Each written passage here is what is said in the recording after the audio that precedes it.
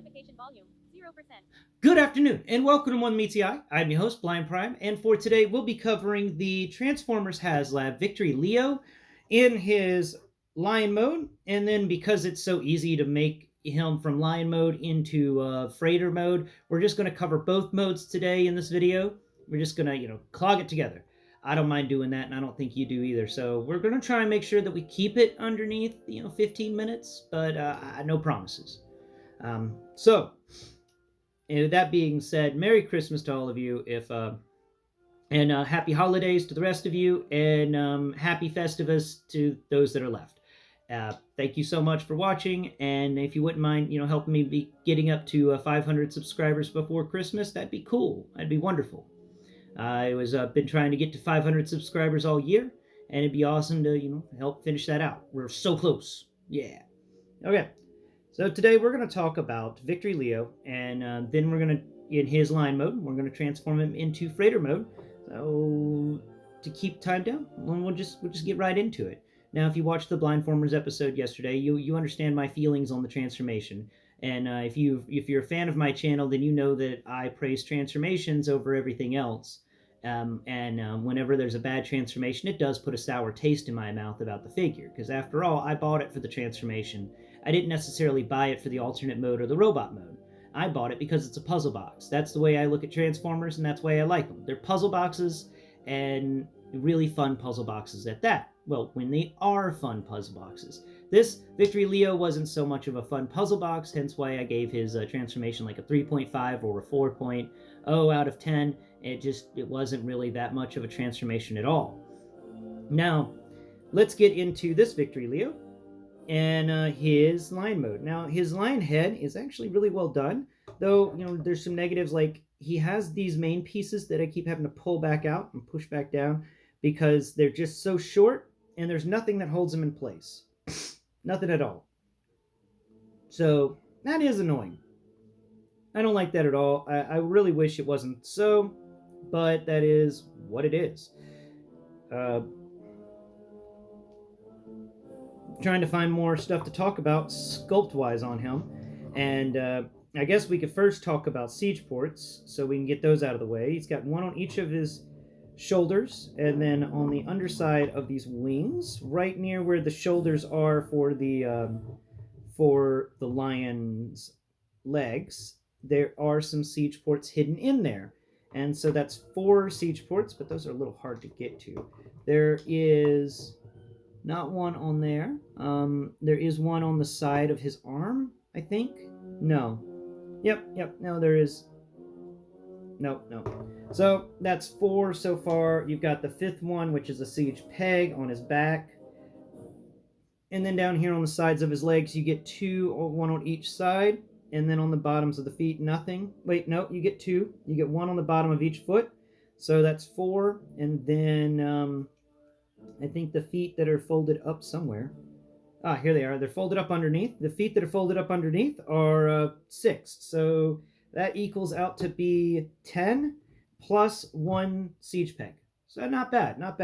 About on the average. And his legs fell down again. So that's pretty neat. The wing sculpt for this winged lion is decent. It really is. I just really wish they had made a transformation technique so that it actually folded down maybe on the sides of the transformer. Like you could rotate the wings in addition to the shoulders so that they would lay across and maybe fill out the lion mode a bit more. Because it's got this big gappy bit right here in the middle that I just don't get. And the wings, we'll talk more about them when we go over the freighter mode, but we go ahead and remove the V-lock cannon. The V-lock cannon sits on that male peg, and its end goes almost to the butt area of the lion, and the firing end of the cannon goes a good few inches off the front of the head of the lion, above its head. So we're just going to wiggle this out. I really dislike how they designed this V-lock cannon to sit. It is very difficult to get in and out of this spot. I just don't understand why they've had so many good pieces, and I don't want to break it. I really don't. There we go.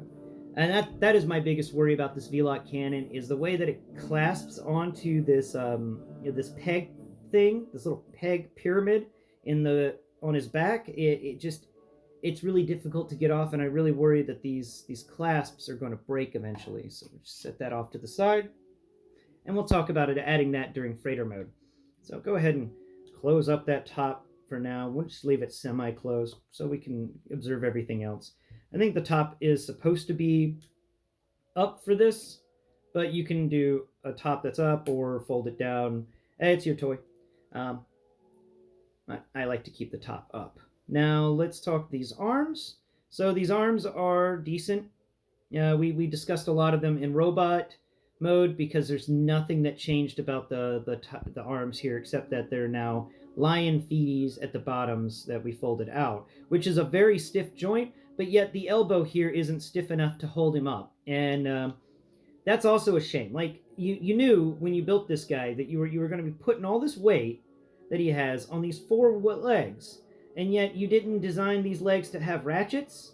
You could have put little ratchets in them. You could have put a little ratchet in his elbow too, this to make sure that he stands right. And I mean, he stands right the majority of the time, but then occasionally, he can just fall, and there's nothing you could do about that except pick him back up or put him on the flight stand. And honestly, nobody's going to be storing him in this mode, and that's a shame because it would have been cool if it was a good mode. But it's a big, bulky backside of this lion. There's it's not too short. Actually, I should get I switched out Bumblebee and the Cliff Jumper, so now we got Bumblebee here, and Bumblebee will lay on his back, and we'll do a. So if Bumblebee's on the back of this guy, he stretches all the way to where the wings come into the back. So all the way to where that back panel has a hinge that we were just talking about a minute ago. So that's bumper to there. And can you get the height? You can. Look at that. He actually be tall enough to stand over the Bumblebee mold, and even better, the Bumblebee mold actually helps keep him upright. You can just stand on Bumblebee and use Bumblebee as a little bitty crutch. So that's funny. Let's drag the Bumblebee out from underneath him. So that's it for this lion. These back legs I almost forgot about. They're all right, but they feel like very cybernetic robot legs. Like this guy did not. That's the thing about this lion mode that I really appreciate, and I really wish they had gone more into it. It's more of a cybernetic cyborg lion than a like Beast Wars where it was an actual lion. Like this is more of a robotic cyberpunk lion or something like that than that. So this reminds me more of Zoids than it does of Beast Wars in the sense of the shape and feel. Though I do wish that, like I said, there was more to this lion mode. That is the biggest shame, that there isn't more to this. And but let's go ahead and move into the vehicle mode. So we're gonna go ahead and first move his jaw down and fold these teeth in there so we don't lose them. I do enjoy the fact you can do that, and then you just keep that safe and secure. Go ahead and fold up the legs. And it's really a shame that it's just so quick to do. You just rotating that and folding the leg, folding out the end of the wing tip. Come on, wing tip, fold out. Right, I gotta pull back this tip here. All right, and then like that, fold the wing up, fold the wing back down, clip that back into place, then rotate you around so that the elbow is facing up, and boom, there we go. And now we're just going to do the same on the other side. All right. Unclasp, pick up, rotate around, fold over, and boom. If you watched my video, you know that for some reason I just can... Oh, right. Crap, I forgot to do that. Okay.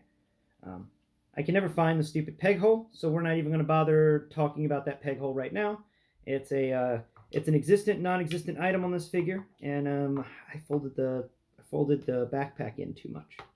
Come on, backpack. I need you out for this. Come on. Come on. Get out of there. Get out of there. Oh, my God. Come on, backpack. Backpack. Oh, nuts. Ah, there it goes. Okay, cool. That's another thing. That thing is really hard to unfold. Okay, so clip that into place, and then clip that into place. Fold the head up. I'm just going to make sure it's kind of lowered down so it's facing straight up and down. And we're going to use the way that this face is shaped for the lion's head, which wasn't a bad lion's head. I didn't really mention that as much as I could have in lion mode, but the lion head is really nice. They did go out of their way a bit for that. There's some nice eye sculpture in there. I really love that you can actually feel the eyes in there. The nose has got that funny little cat nose that you just want to boop the snoot, boop. That's it. It's a nice lion head, but I think the Leo Prime, yeah, Leo Prime, is that from they're releasing that one next year, and so I'll get that one and do a comparison between Victory Leo and Leo Prime and see which one's better. Now it comes to the legs, and what's going on with you? Why aren't you rotating? You're supposed to be rotating, man. There it goes. Okay, so we're just going to rotate these legs around. Boom, just like that. Perfect. Now we're going to rotate this leg around. Come on. Hey now. Thank you. Okay, and collapse that down. Make sure that snaps into place, and that snaps into place. Perfect. And we need the giant gun to finish out the vehicle mode. And I do wish that this wasn't, it, but that it is it. This is what we get for our transformation thing. Though I don't know exactly how I did this before. I think I just plugged it in the same spot, but backwards. So it is annoying that you have to do the parts forming of trying to plug this giant gun in when they could have just given us a nice siege peg hole, and we could have just plugged this guy in. But this stupid, weird, claspy thing. There it goes. Nice. Then you rotate the lion head up so it fills in that gap area that's behind the gun, and it makes it look more like a piece of the freighter, I guess. And then we're just going to grab the smaller guns, and the smaller guns are going to go in these 5mm ports on either side, or you can put them on the front in these little ports that used to be the toesy woesies for the line mode. So that's pretty neat. There we go. Plug that in. Okay, cool. And I am a lover of spaceships, but I'm not a lover of this spaceship. Mainly it's because that's basically it. We can attach the big guns, but I don't really feel like it. Like I said, this one did make me a little disheartened. It's got the same amount of siege pegs as the actually no, it's got 2 less because these arms, the way they're built, actually inhibit 2 of them on the underside of the wings. So he has 8 siege pegs, 8 siege ports in 1 siege peg, instead of 10 siege ports in 1 siege peg.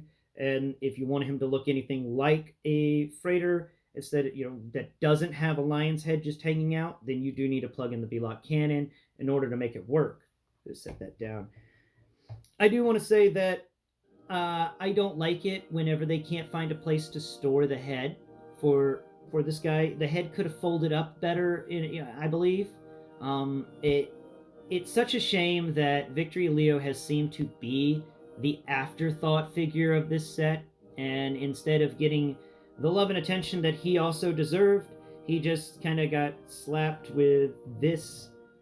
And I get it. The guy that drew all this, he was a big Gundam fan, and all of that was some weird looking stuff. But it's the fact that this gets into the weird looking stuff category for sure of a spaceship, because I mean this feels like a spaceship that the guy who created the first Gundam would draw. It makes sense in that regard. It's up his alley. But making this spaceship that there's no transformation and the head is just hanging out, now that's not something right. That head should be gone. It should be folded in or something. Like this mode, you could have had 2 ways of pulling out these legs, like this inner leg system as part of the Victory Saber transformation.